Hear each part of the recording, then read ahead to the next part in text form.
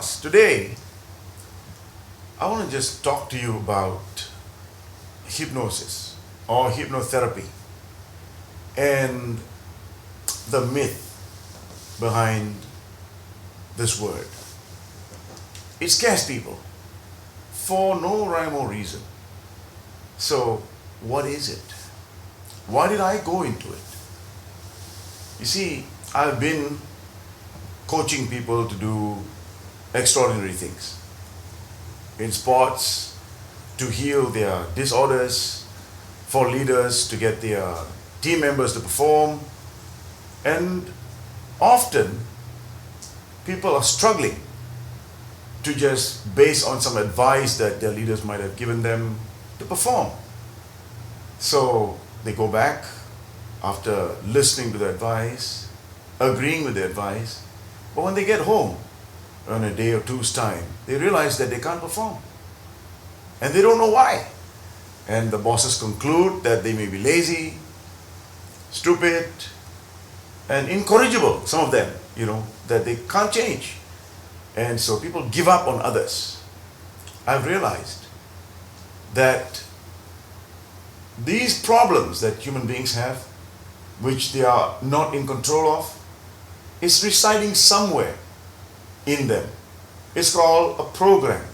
They've been programmed to be sick, to not perform, like they would be programmed to perform.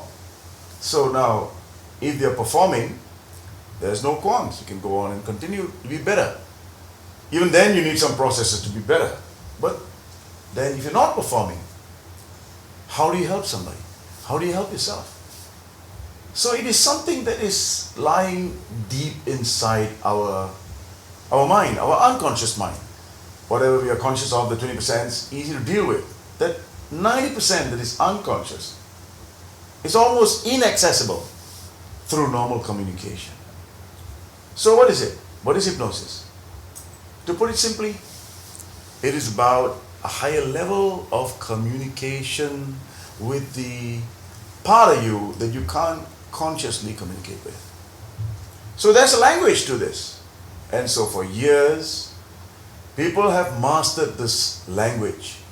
And people like Milton Erickson, even before that, my gurus like Oman McGill, who was teaching me when he was 91 years old.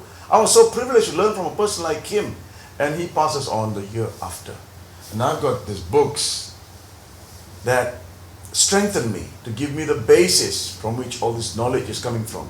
Having learned from the best, I'm in a position not only to help others, but also give leaders, some of you who are watching this may be considering why they should learn, why they should be in a position to help others with these tools. So I mentioned that hypnosis is only but a higher level of communication, advanced communication techniques. To speak to the part that is not listening consciously. So let me take it to another level. You don't need any tricks for this. From all the people that I've learned, there were no tricks at all. But then people need some tricks to be convinced that hypnosis works. Well, there are enough tricks that are going on in this world, outside of the classroom, where hypnosis is getting a bad name. So that's the reason why I do not include any form of tricks in my class whatsoever, because it doesn't matter. Can I do it? Anybody can. But that's not where the crux of the matter is. It is about getting through to that part of the person that is resisting change and to get the change done. So we have processes, and one of the most important steps of these processes is to be likable. To be likable. When you like somebody, when you like a person, wouldn't you be listening to him? Sometimes advice that comes from a person that you love, you like, that you respect so much, it will be easier to agree. And you don't know why you are agreeing and doing what they are doing. And you realize that it could be because you just like the person. It's not about what they said or how they said it. It's just simple. Do you like the person? So it's called rapport. So fundamentally, that's what we try and achieve, to get the person, whoever is going to be the hypnotherapist or hypnotist or the advanced communication master, to be likable. And once that goal is achieved, then it would matter what techniques they know. So when it comes to techniques, there are simple techniques. It is ultimately to get somebody in a relaxed state. From a relaxed state, would you agree that when you're stressed, it'll be difficult to perform, difficult to remember, difficult to do your mathematics? You would agree with that, don't you? Now, when you are relaxed, wouldn't your brain, your mind, your body be more receptive, be more available to you for you to perform? Like your memory will flow out when you're relaxed? I want you to think about this. When you were taking exams, when you're in the exam room, you get all stressed out because you momentarily forgot what the answer was. And then you hand in the paper, frustrated, you couldn't remember. And then you go out to the canteen and buy yourself a drink, and suddenly, when you're relaxed, the answers just come up. What does that mean? When you are relaxed, you become more intelligent. Everything flows in and out of you. So that's what we do. Get somebody to be relaxed. And once the person is relaxed, the person's resources are available to them. And then through other techniques, what we do is we make them receptive to what you're saying. And what we are saying is a collaboration. You see, I teach my hypnotists, my advanced communicators, never to say anything that is against the will of the client. Never to suggest anything that is against the will of the client. It is a collaboration that during the process of diagnosis, we establish exactly what the client wants, and even enhancing it to help the client to make sure it is clarified and verbalized in the right way, so that it goes in as an awesome story into the unconscious, and from which, when you emotionalize it, it becomes a behavior immediately. Wouldn't that be what you want? Isn't that what ultimately it is? And then what we do is we expound it even more.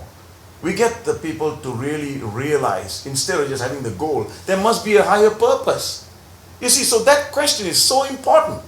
You know, I ask kids, why do you go to school? And they say, to study. That's the wrong answer. When I ask a person, why do you want to be healthy? To be able to do work. That's the wrong answer. You see, so most of us need the motivation to want to perform. And that's the reason why we ask that question, the higher purpose question. Because the higher purpose, when a person has a higher purpose, like this 8-year-old kid that I was coaching, when he said he has to prove his father wrong, and that's why he needs to get his A's in that year in the school, when he has to prove his father wrong. Now you tell me, would that kid need any more motivation when he knows that he is going to school to prove his father wrong? It's not about studying anymore. It's about that emotion where he wants to make sure that he looks at his father's face. I'm not too sure whether this kid's father is alive or not, but whatever the thing is, he wants to make sure that his father respects him. You see, that's the kind of work we do. So every human being needs to have a higher purpose, like a person who might be sick. And so sometimes these questions asked lovingly would set a person free. Set a person free. What do I mean? Set the resources of the person, the inner resources free to prevail, to avail itself, to heal the disorder that the person is having. And that is ultimately what hypnosis is.